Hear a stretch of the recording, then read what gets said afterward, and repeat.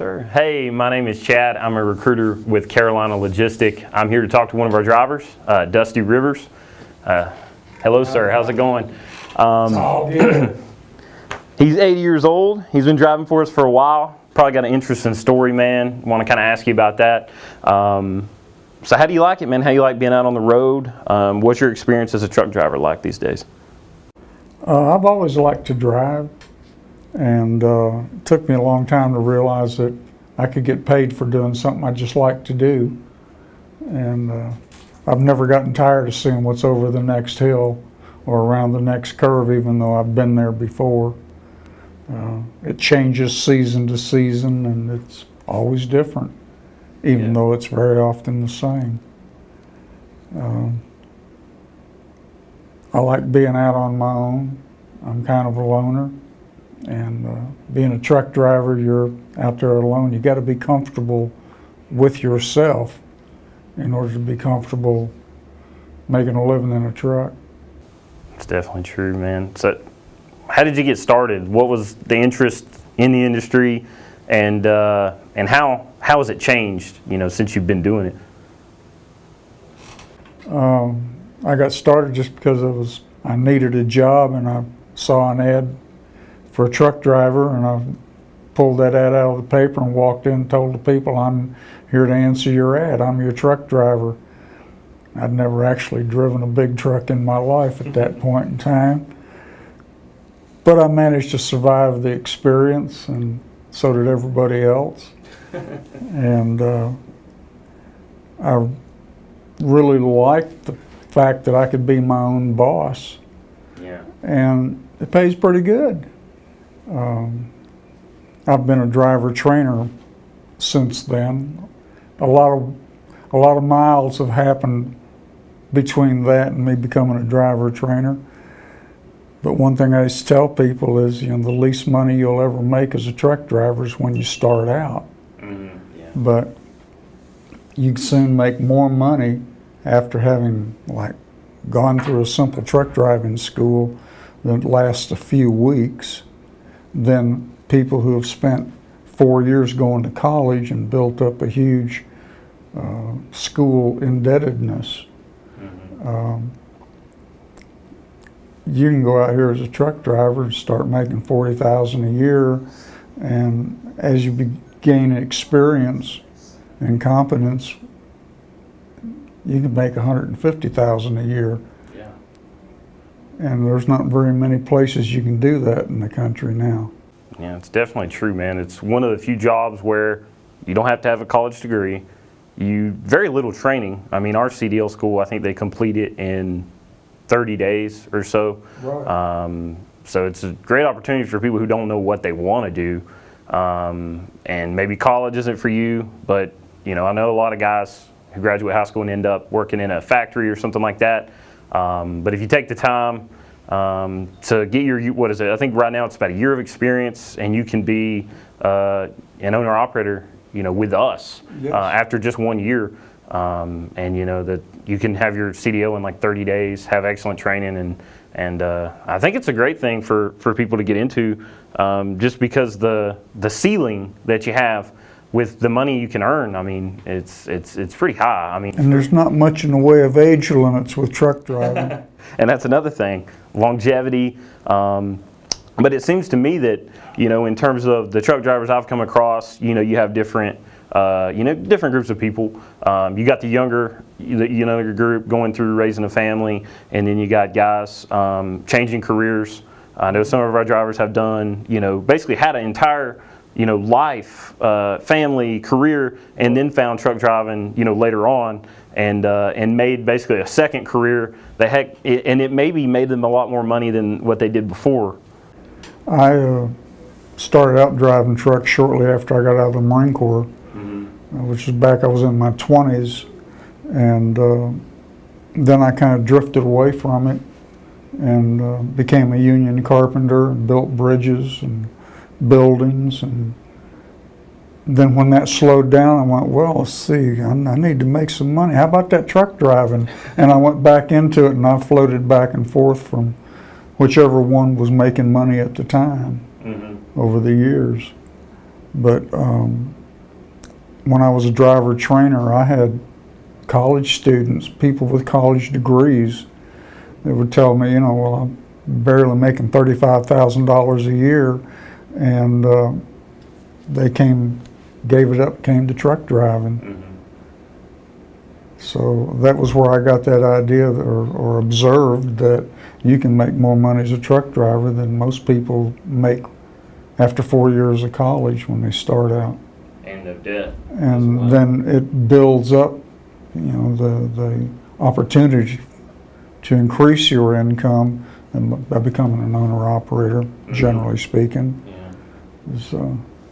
So I'm assuming you've done both, company driver and being an owner-operator as you are now. What do you think are the pros and cons for you as a driver in terms of, how you would, if you were telling somebody who's just getting started out, why they should move to owner-operator once they get the experience?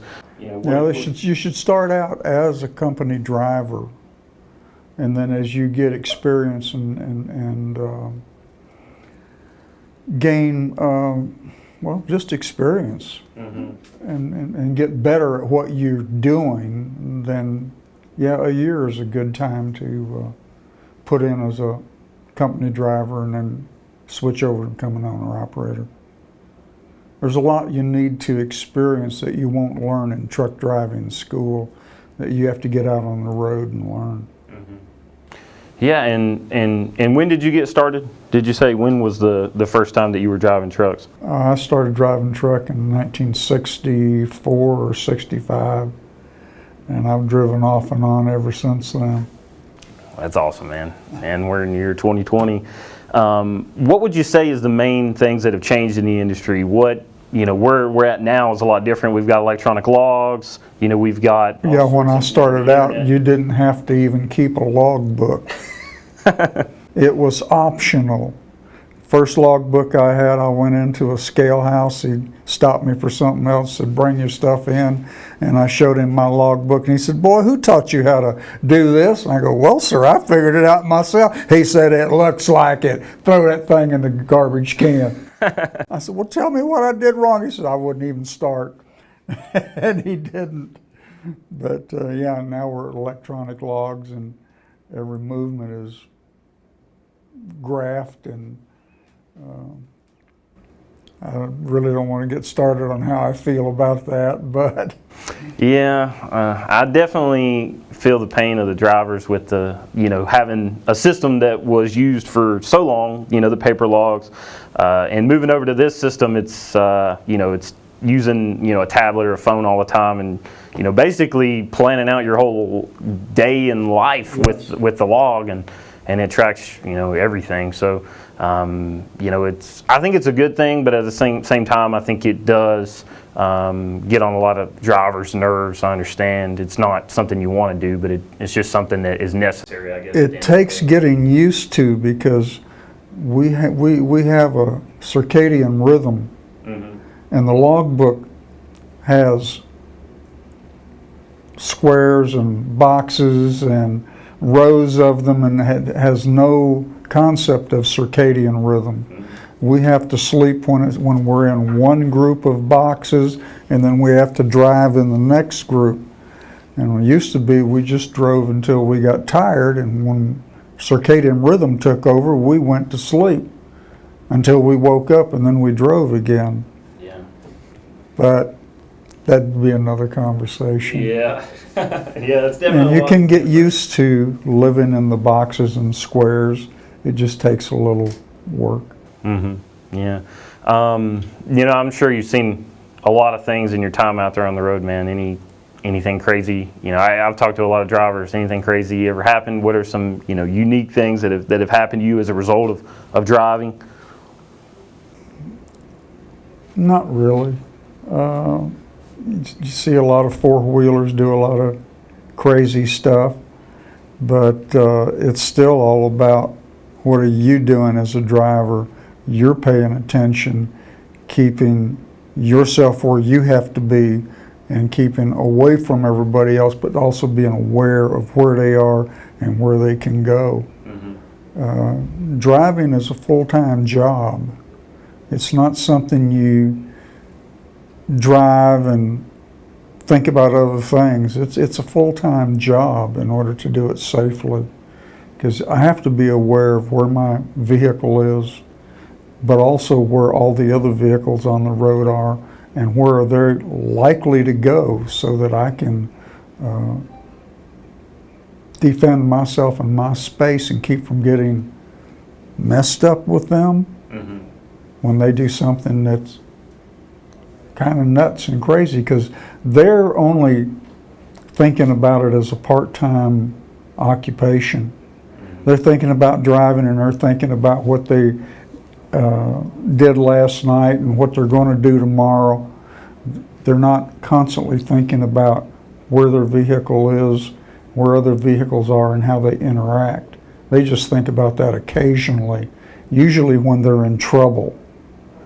And in order to keep from being in trouble, you have to think about it all the time. It's really a full-time job. Yeah, I mean, it's 80,000 pounds going down the highway, and you have to be safe. Safety, here at, Carolina, we preach safety. We try to hire the safest drivers we can. And that's something I was going to ask you, coming over here, working with us, you seem to be enjoying it, what makes us different, from the eyes of the driver, what makes working here different? We try to preach, communication, treating the drivers, trusting, my main thing is trust, working with the drivers, because I want to be as transparent as possible about everything that we do here. The pay. We pay percentage here and everything. But what do you think? What do you think about us? Just from your point of view. Well, I find I'm making more money here than I was any place else, except maybe in the oil patch. And that kind of changed to where the money went away. Yeah. But as far as regular truck driving, I don't know if it's dispatching, loads are loads, but I make a lot more money here than I have anyplace else, and that's what I like about here. Yeah. Because driving is driving. Yeah. But driving and winding up with some money at the end of the week is what it's all about with me. Yeah, I mean, the way I see it in terms of our working relationship with drivers, including yourself, is we just want to put you in a position where you see us as a partner, not where the company, where you work at, but it's a partnership, man, because we've all got to be on the same page. We're all on the same team, and I think when drivers understand that and we understand that, we have a lot better relationship, because we're not trying to, I know with the logbooks and stuff, a lot of drivers tell me, y'all are coming down on me about the logbooks and these things, but at the end of the day, if you had your own authority and you're not doing your logbooks properly, it's going to be hard to keep your own authority. No matter where you're driving, we've got logbooks. No matter where you're driving, we have the same obstacles, the same opportunities, but here I get to make more money, and I get to be more of my own person, decide what I want to do. Yeah, and that's one of my main things I preach is putting the drivers in a position to make their own decisions, and it really gives you a chance to where you understand where the money is. We run all 48 states. We give you a chance to go wherever you want. Right. So at the end of the day, if you're somebody, we have drivers who, Georgia, South Carolina, we're here in Asheville, North Carolina, you're from Arizona. Right. But, where the money is changes from season to season. Yes, it does. So we just want to put the guys in a position to where you have plenty of loads coming from your dispatcher, and you've got choices. There's no forced dispatch here. You really have a chance to. I turn down a lot of loads. Yeah. And nobody seems to mind, till I get the load that meets what I want. Pays me, that lets me remove, and lets me keep my logs running and have plenty of time and make money. I like that about here. Yeah. So I hear from a lot of drivers that there's wait times with reefer. What's your experience with reefer versus drive-in? I see, I know you pull reefer, so I just want to ask you about that and see what you think. Because ultimately, I know money is money talks. Reefer overall tends to pay more, with the loads that we do. What's your take on that? Well, one of the advantages of reefer is that you can still be a dry van. And sometimes there are good paying dry van loads where you happen to have wound up with your last load. Now you got to get another load going someplace else. And sometimes with a reefer you can still be a dry van if that's what's happening from where you're at. Whereas with a dry van you can't also be a reefer. So it's more versatile. Oh yeah, it's twice the amount of loads you can do. But yeah, reefer and drive-in both, doing well right now. The rates, it seems like, since you've been with us, the rates have been pretty consistent. I think they're getting a little softer lately. Yeah, as they come to the Christmas. You have to hunt for the good paying loads now. Yeah. Being, an older gentleman such as yourself, what's your take on staying in shape as a truck driver? Maybe some advice to drivers that are getting, that want to take care of themselves in the truck. How, because in terms of myself, just picturing being a truck driver, you got truck stops. You can't take your truck everywhere. You can't necessarily eat everything you want to eat. So how do you go about, your business and staying healthy? Staying healthy is very important because if you don't have your health, it doesn't matter what you're doing. You're not going to be doing it for long. And I eat mostly out of Walmarts. They got big parking lots, easy to get in, and you can get. I eat a lot of dark green leafy vegetables, a lot of raw food. Eat it, fix it right there in my truck and eat it. I rarely eat anything out of a truck stop or a restaurant. Most of that stuff is not really food. Yeah. But it's important to eat good food, and it's important to stay physically active. I run a little bit and do a few push-ups every day. Stuff that I learned to do back when I was in the Marine Corps, and I still do some of that old Marine Corps stuff. And if you just stay physically active, so a lot of drivers, all they do is sit and drive. And their main physical activity is buying a half-gallon jug of soda and drinking that as they drive, and they don't stay healthy very long. So it's worth learning about your health and taking care of your health. That's the only way I'm able to do this at 80.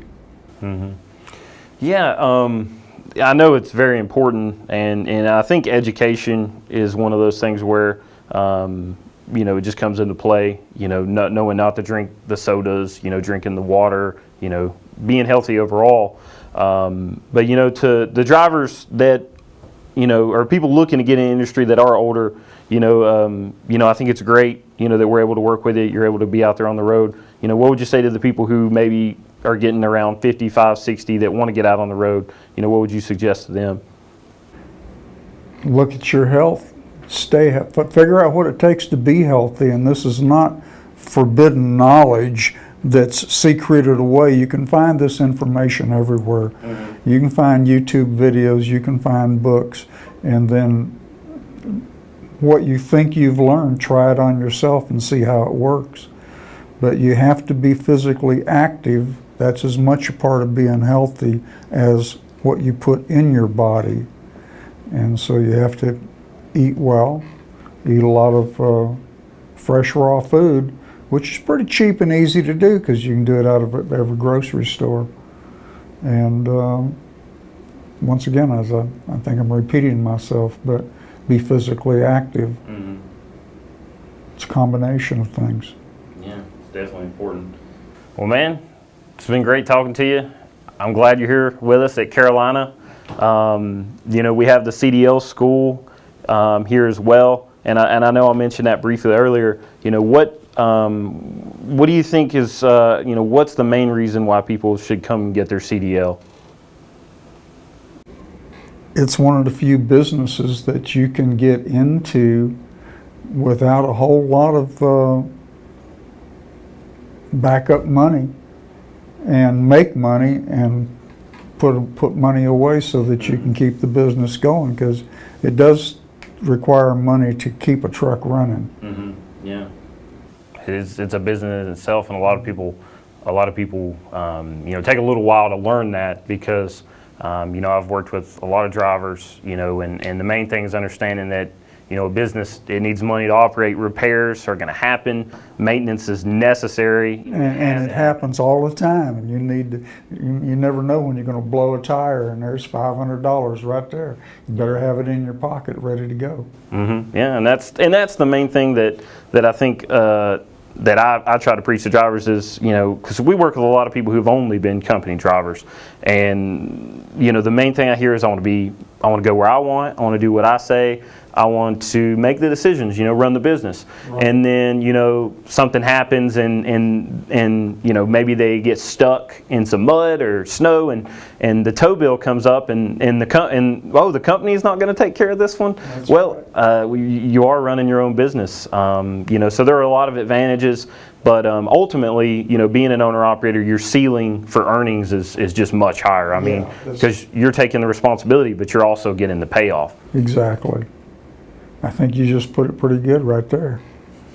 The responsibilities are pretty intense, but also the ceiling for rewards is pretty high.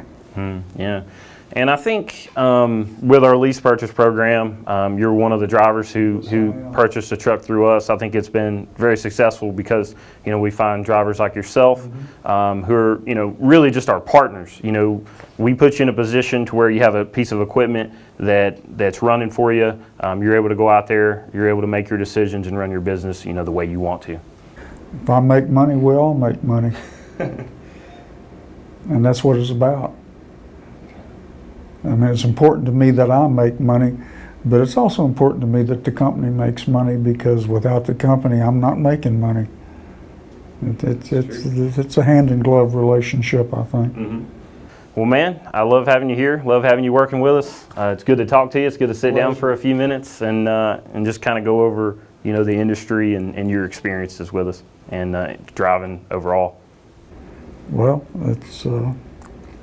I was here for almost a year and went off into the oil patch and turned around and came back here again. Yeah. I'm glad to be back. Yeah, we're glad to have you back, man. Thanks. It's all good. Stopping in with us. All right.